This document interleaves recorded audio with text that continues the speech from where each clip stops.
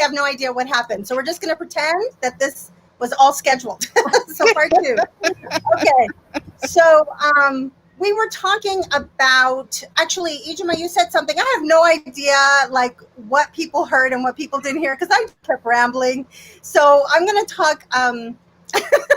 I think I went on about, value of worth. You talked about the value of worth.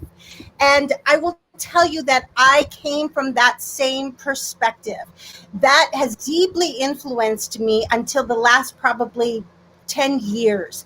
I was like, my doctorate was because I was trying to prove myself to my family and to others that I was worthy of something, worthy of love, worthy of being enough, worthy. That's all my doctorate was. And when my husband, because when I was 18, that was like the thing that I wanted to accomplish, right? I wrote a list of things. That was my final thing.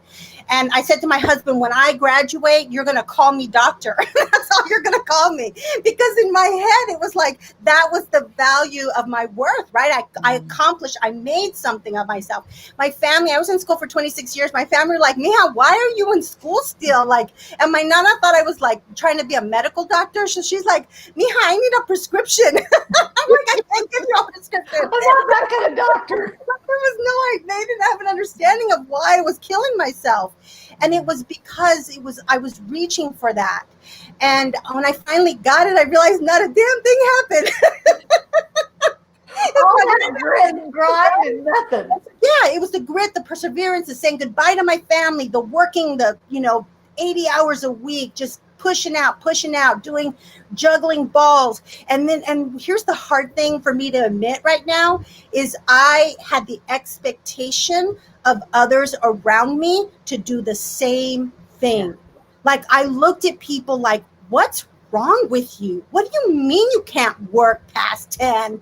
What do you mean? I'm like texting my employees at like 1 a.m. Where's that document? I totally did that.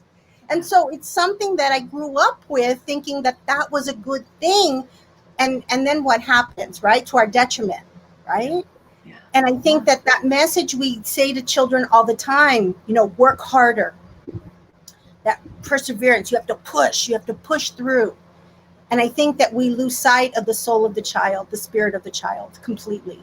Well, and I think a lot of times perseverance and other things like that are like, the ability to problem solve or to try it a different way or see it from a different perspective versus just stay at it no matter what. That mentality of like, I said it, so I have to keep that in my mind forever, or I started it, so I have to finish it, even with evidence that this is not good. It's like the things you really want. And so I wanted to ask you guys about not just grit, but I'm gonna say a few other words. Because when people talk about like grit or mindfulness or even SEL as being part of the white dominant culture, I always go, oh, okay. I kind of like those words. Well, yes, of course, because they're part of the white dominant culture. Get it. I'm going to read 7 words from you guys. Do you guys know this book? I can't do it backwards. Yeah. Okay. So before you tell me your opinion, because I know y'all have one. So Bettina Love said, why don't we focus on creativity, critical thinking, collaboration, and communication? So she had 4 C's, and she said creativity, critical thinking, collaboration, and communication kind of together instead of grit. Then there's this, Ellen Galinsky's work around the 7 essentials of life skills. And I thought, what do I think of those with this lens of, the white dominant culture and society creating barriers around ability? So focus and self-control. And I was like,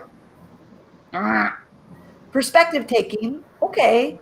Communicating, making connections, critical thinking, taking on challenges, self-directed, engaged learning. I kind of ended up going, it's a little bit of both. I don't know. What do y'all think of that? Because this is the stuff we also tell teachers to focus on. You want to go first? Go ahead, Isela.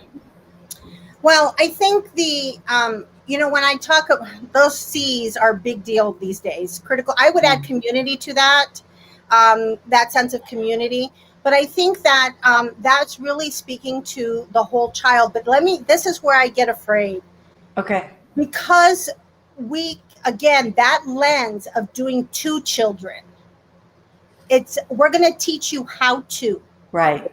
as opposed to how do I do this and be in union with the child to support who they are as an individual. This is that idea of who am I in the presence of children, that I come in open-hearted and I come in understanding who I am. I come in being reflective of my experiences, my actions, my perceptions, and what I bring to the table in relationship with the children, that I help them, and that I'm there as a guide. That's it. I'm there as a guide. I'm not there to teach 2 children in the way that I think we get in our mindset. Like I have to teach them communication. I have to teach them. I have to teach, and it's really at a teaching at them is basically probably better than to them is when I'm trying to get to. And it often comes from, Ijma, you said this, that deficit model. I call this lack in my head, because I think that it's not just about children. It's about a lot of things, that when I come from the lens of not enough, that's really a reflection of me, right? And I feel like that model really becomes a part of the lens we see a lot of things through. And so those are my initial thoughts. Yours, Ijma? Yeah, I think that is not like an either or binary. Okay. Right. And like you're thinking about Dr. Bettina and the woman, Ellen Galinsky, like they're not coming from the same, they're not talking about the same things, even when they're using the same words, right? Yeah. They have different orientations. And so I think like that's what should be discussed, and understanding that while Dr. Bettina is very clear about she's trying to move out of a white dominant narrative, that remind me of her name again. Ellen is firmly in that and trying to support figuring out how to work within that system. Really helpful. And so I think we spend a lot of time trying to deny that our education system and our thought leaders are coming from a white dominant perspective, right? And the system upholds that. So that's why it seems like they're saying like really innovative and great things, because it's just supporting the system. And who's not really listened to are the people that are speaking from a different orientation, from a different cultural norm, and prioritizing that instead of the white dominant culture. And that is not just like individual, because like I can change, like I can like give up like the grit and the grind culture, right? But I still have to do work to dismantle the system that supports it. It's a both and. Because like people are mad at me all the time because I'm like, this isn't really urgent. I'm going to take a nap and I'm not going to work, right? Because a lot of like it's coming up now, like in this pandemic, and because we're virtual, like people like forget, or I don't know if they forget, like I'm on the East Coast and they want like 8:00 Eastern time meetings. And like people really like want me to get up at 5:00 in the morning to present and to work with them. And it's like, what? Like you have, like, you know where I am, you know, like I'm not coming there to be there at 8:00. So we have to negotiate that time. Yeah. And they're like, no, why can't you just get up and be here with us at 8:00 in the morning? Our time.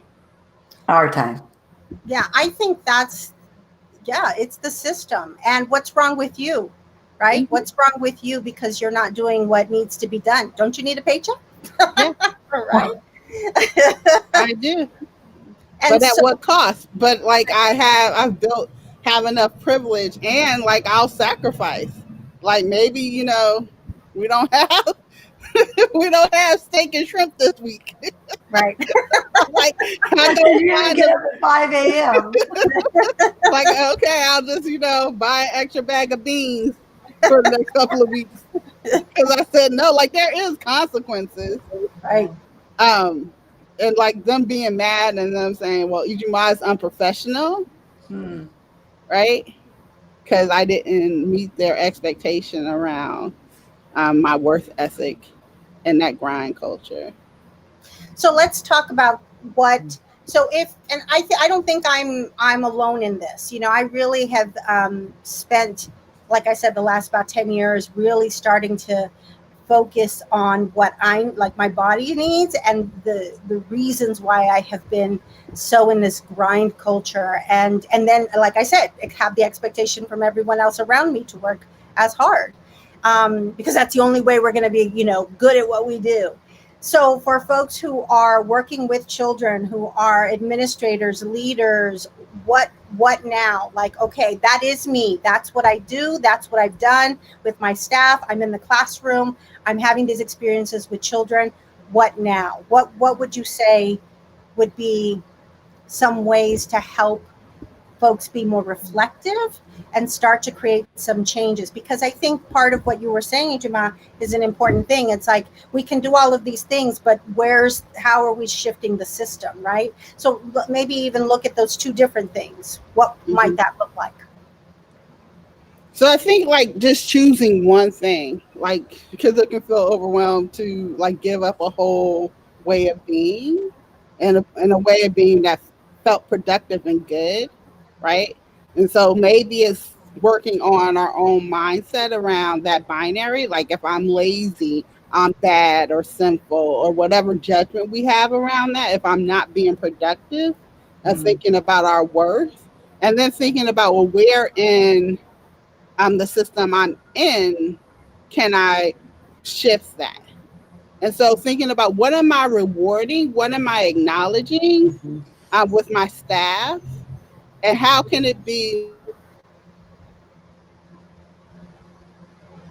Oh no! And there you go. Okay. Hello. Yeah. Keep talking. Oh, like how can I start to notice and acknowledge, like when people are cooperative, right? When people are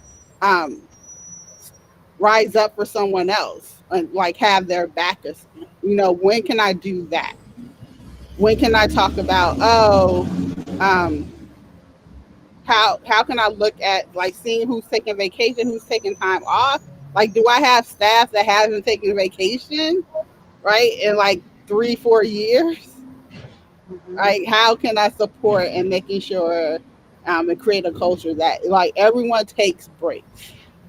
How can I look at our schedule, like our big school, our year-long schedule, our daily schedule, to making sure that everyone is taking a break in the days doing slower? Like a lot of times I tell people the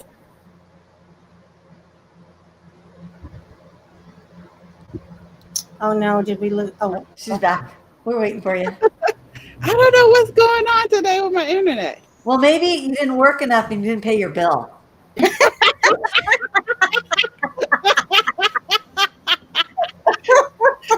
if you would like to send me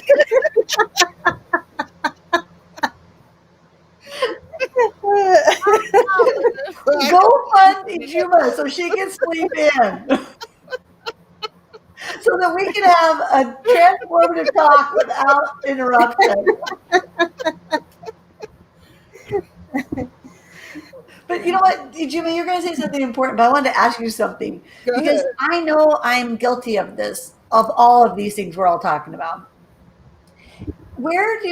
How do you split out, okay, and I know we got to wrap up, so I don't mean to start a new thing, but like, how do you split up, like, let's say you love your work and you just want to do more. Yeah. And then how do you split out, like, because let's say we're collaborating and I love my work and I want to do a whole lot of work.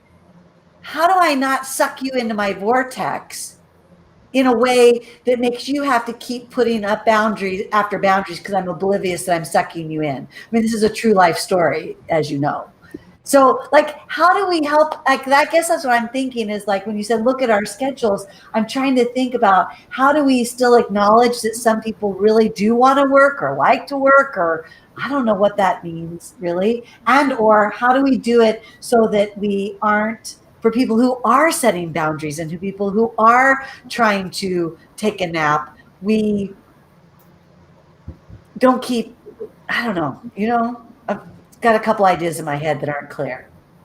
Yeah, I think it's just messy, right? Like it's Okay. life and living with people and like honoring other people's rhythms Yeah. and thinking about like, and when they set that boundary, like don't take it personally. Like, okay. And maybe it's like, oh, well, maybe I should like chill out too. She's telling me something. And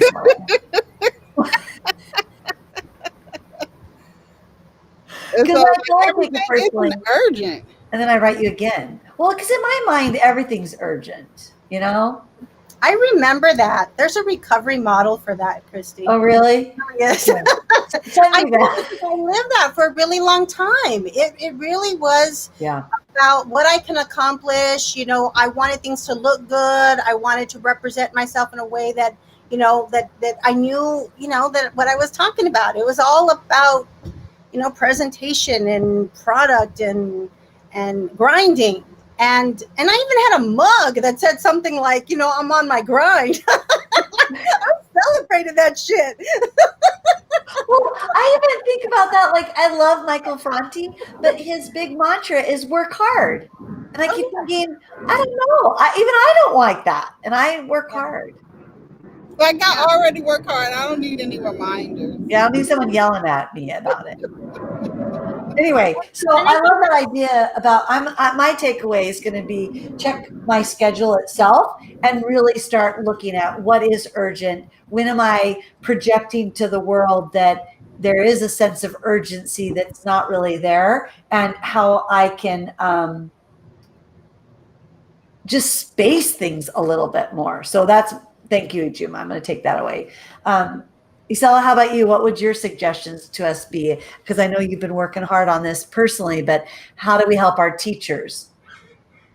One of the things that Ijma said about how we engage with you said, was there a teacher who hasn't taken a vacation? I had a teacher who hadn't taken a vacation. She was from the Midwest, and they're like workhorses. Not to be stereotypical, but everyone I hired from Minnesota, boy, they were like that. I'm like, you're from Minnesota, you're hired. You're hired.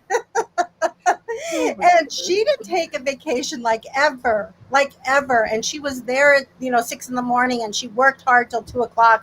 She did what she needed. And what happened? We celebrated that. It was like, we sell it like in our language, how we engaged with one another.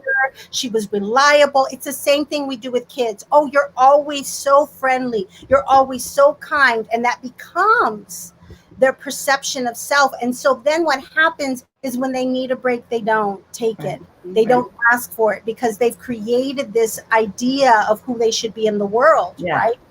And to change that can be very hard for some people. And I have to tell you that she passed away about 2 years after I left. I mean, she literally, she died. I mean, she just was gone, and she was only in her 40s.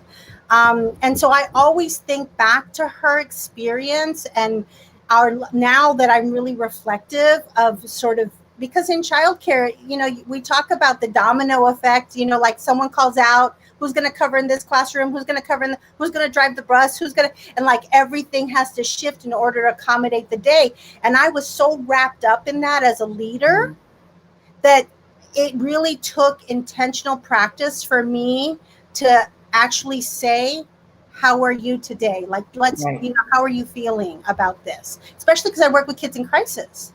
Yeah. So it was like, we got to be what they need.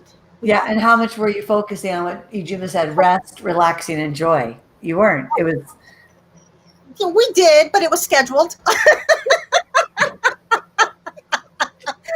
We did a lot of celebrations. We did rituals. We did things like that. But it was very much like, because I believe in the parallel process. You do unto others as you want them to do unto others. Like I really, that was clear in my programs. But it was also very much, the focus was always the kids. We're doing it for the kids, right? Which is, now in hindsight, I should have spent more time with really connecting wholeheartedly with the grown-ups. All right, so that's it for grit and grind. Let's just like kick them to the curb, bury them. Yeah. And Be in the really, virtual space, we have this opportunity to actually do that. Yeah, Right? You totally. don't have to be online and in Zoom meetings. Like I just shared a tweet about Zoom fatigue, and like you don't have to go to every happy hour and every, I whatever don't do happy hours on Zoom. Really? No one's inviting me. oops, awkward.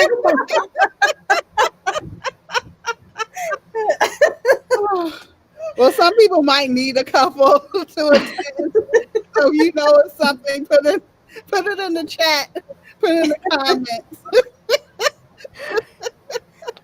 But you don't have to do Zoom and be on video chat and do all of that all day. Yeah. Like you can have a break. And I think giving ourselves permission and like me, because I come from that, is I need to allow that to be okay for myself. Yep. That grind culture, that if I'm not, what you were saying, Christy, watching TV while working on something else, that I don't have to be busy all of the time. Yeah. Yeah. And that's okay. I'm still worthy. I'm still enough. I'm still all of those things. I'm going to say that's for children too, as we wrap up, is that sometimes they can just be daydreaming. Sometimes they can be just spacing off. Sometimes they can be doing something really what looks to be unproductive.